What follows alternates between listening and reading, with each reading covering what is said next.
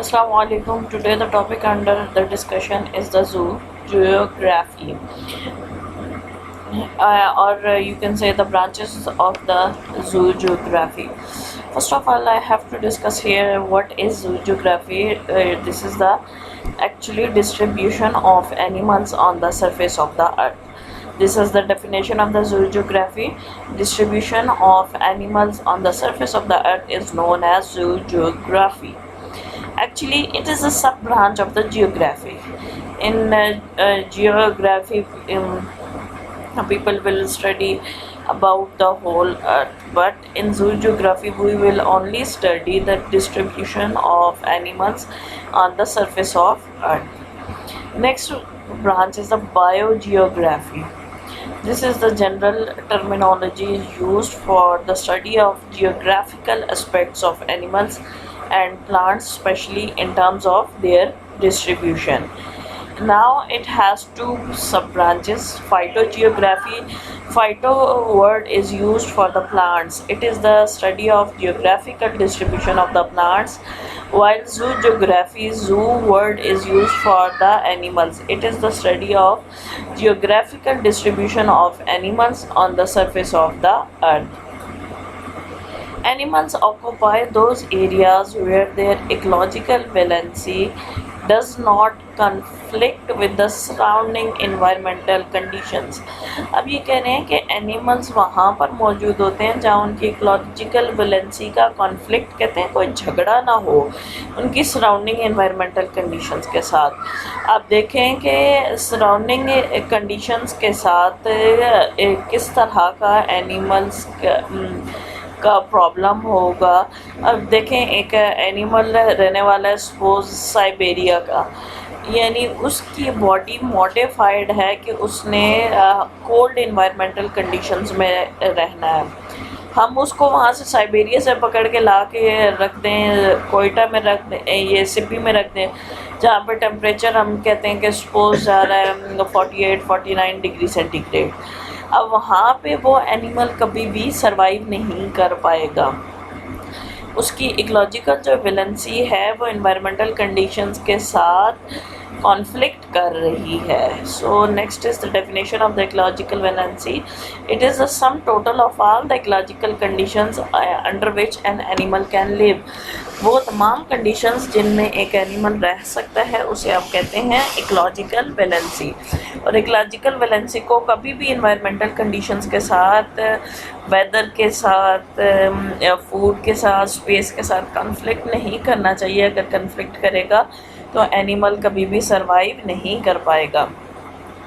There are three branches of zoogeography. Applied zoogeography.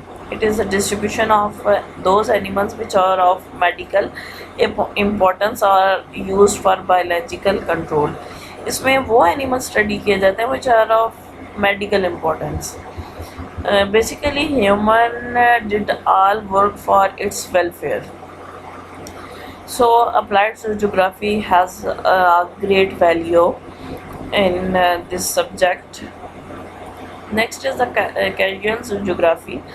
It has three sub branches.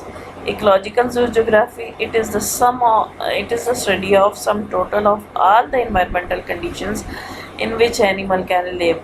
Ecological word is related to the ecology or the environment. So it is the sum of all the conditions in which animal can live. Experimental zoogeography, it indicates the procedures that have been used to study the origin, evolution and the dispersal of the animals. How animals are originated in different, how animals were originated in different areas, how their evolution occur, how these animals are related to each other, or different phyla, in which aspects they are different from each other, in which aspects they have similarity or resemblance with each other, and the dispersal of animals. If suppose some animals are present in Pakistan, then why they are not present in the area of the Siberia, or why they are specifically present in the Pakistan. This all can be studied in the dispersal of animals. Next is the historical zoogeography. It is the study of present day areas of animals in the light of the past areas of origin, evolution, and dispersal. Animals, the present day animals are studied, and their evolution, origin, and dispersal was is studied in the light of the past animals, how they are evolved in the different areas, how they migrate from one area to another, what type of environmental conditions was faced by these animals, or what barriers were faced, or what kind of predators were present at that time. These all conditions were studied. Next is the descriptive zoology. It is the study of geographical organismic diversity in the space. Space include all conditions in which life is possible. It include earth, atmosphere, living and non-living, all organisms. These are included in space. It has four sub branches: biocoinotic zoogeography. It is the zoogeographical distribution and the dynamics of the life. Dynamics of life communities. Now, what are the dynamics of the life community? These are the structure and the function of the structure and the composition of the communities.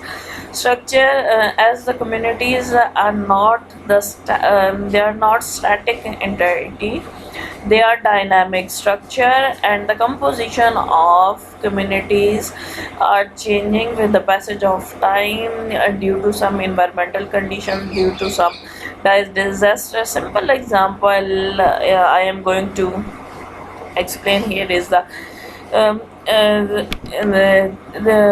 here is the condition of the it is a condition, pandemic condition actually caused by the COVID-19 and throughout the world. Eh, Actually, this is responsible for changing the dynamics of the community. Some factors in the communities are evolving. Mostly you can see the death in the large scale in different countries, rather than the deaths, business of different people flops, even empires flops, and some other businesses flourish. This is the change in the dynamics of the communities. Chronology zoogeography, it explains as exactly and fully as possible the geographical range of animals are studied in the chronology zoogeography. Phenostic zoogeography, it deals with the discovery of new species. New species were studied. The discovery of new species studied in the phenostic zoogeography, and the distribution of these newly discovered species on the earth. Next is the systematic geography. It is the study of the geographical distribution of large group of animals, for example, distribution of the plants and the termites. Thank you.